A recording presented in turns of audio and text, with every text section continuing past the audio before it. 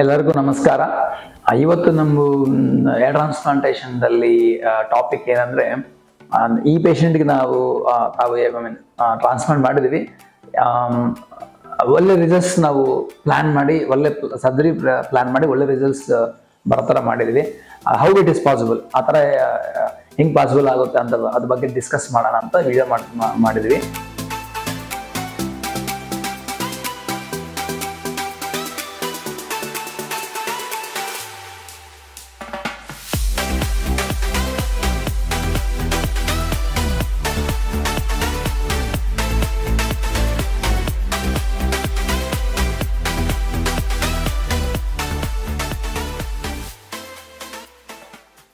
ಈ ಪೇಷಂಟ್ಗೆ ಏನಂದ್ರೆ ಬೇಸಿಕ್ಲಿ ಫೇರ್ ಸ್ಕಿನ್ ಇದೆ ಮತ್ತೆ ಬ್ರೌನ್ ಕಲರ್ ಹೇರ್ ಇದೆ. ಸೊ ಅದರಿಂದ ಕಾಂಟ್ರಾಸ್ಟ್ ಅಷ್ಟು ನೀಟಾಗಿ ಮ್ಯಾಚ್ ಆಗೋದಿಲ್ಲ.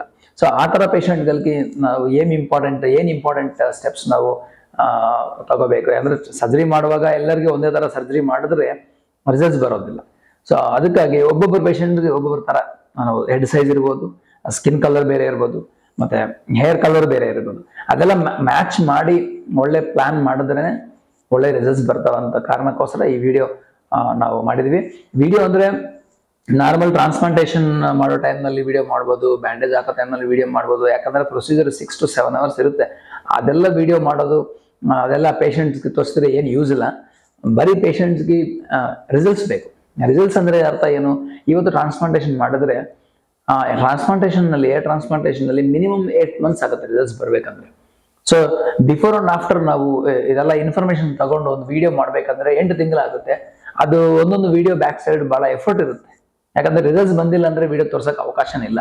ಅದಕ್ಕಾಗಿ ನಾರ್ಮಲ್ ಆಗಿ ಬ್ಯಾಂಡೇಜ್ ರಿಮೂವಲ್ ಹಾಕೋದಾಗ್ಬೋದು, ಕನ್ಸಲ್ಟೇಷನ್ ಮಾಡ್ಬೋದಾಗ್ಬೋದು, ಸರ್ಜರಿದಲ್ಲಿ ಇಂಪ್ಲಾಂಟೇಷನ್ ಮಾಡೋ ಟೈಮ್ನಲ್ಲಿ ವಿಡಿಯೋ ಆಗ್ಬೋದು. ಅದೆಲ್ಲ ಪೇಷಂಟ್ ವೇಸ್ಟ್.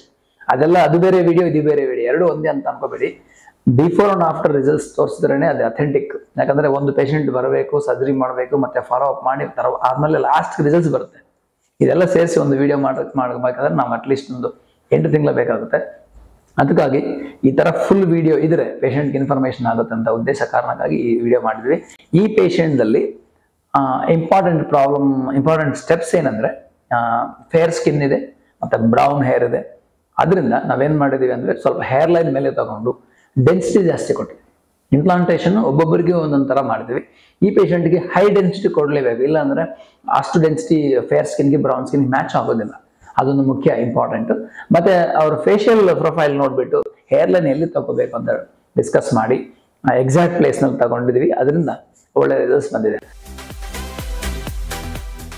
ಆಫ್ಟರ್ 9 months ನೋಡಿದ್ರೆ ನ್ಯಾಚುರಲ್ ಹೇರ್ ಲೈನು, ಡೆನ್ಸಿಟಿ ಆಗಿ ಬ್ಲೆಂಡಿಂಗ್ ನೇಚರ್, 3 ನೋಡಿದ್ರೆ ಸಖತ್ ರಿಸಲ್ಟ್ಸ್ ಬಂದಿದೆ ಅವರಿಗೆ. ಅದರಿಂದ ಒಳ್ಳೆ ಎಕ್ಸ್ಪರ್ಟ್ ಮಾಡಿದ್ರೆ ಟ್ರಾನ್ಸ್ಪ್ಲಾಂಟೇಷನ್ ಚೆನ್ನಾಗಾಗುತ್ತೆ ಅಂತ ಒಂದು ಎಕ್ಸಾಂಪಲ್, ಲೈವ್ ಎಕ್ಸಾಂಪಲ್ ತೋರ್ಸಕ್ಕೋಸ್ಕರ ಈ ವಿಡಿಯೋ ಮಾಡಿದ್ವಿ. ಕನ್ಕ್ಲೂಷನ್ ಏನಂದ್ರೆ, ಟ್ರಾನ್ಸ್ಪ್ಲಾಂಟೇಷನ್ ಸರ್ಜರಿ ಎಲ್ಲರಿಗೂ ಒಂದೇ ತರ ಇರಲ್ಲ.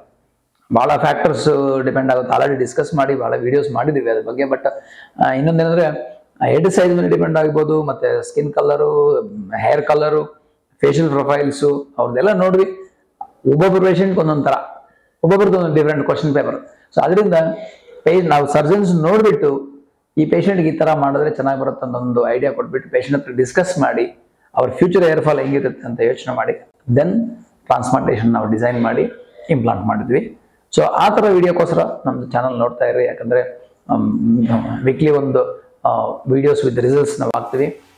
Thanks for watching our channel.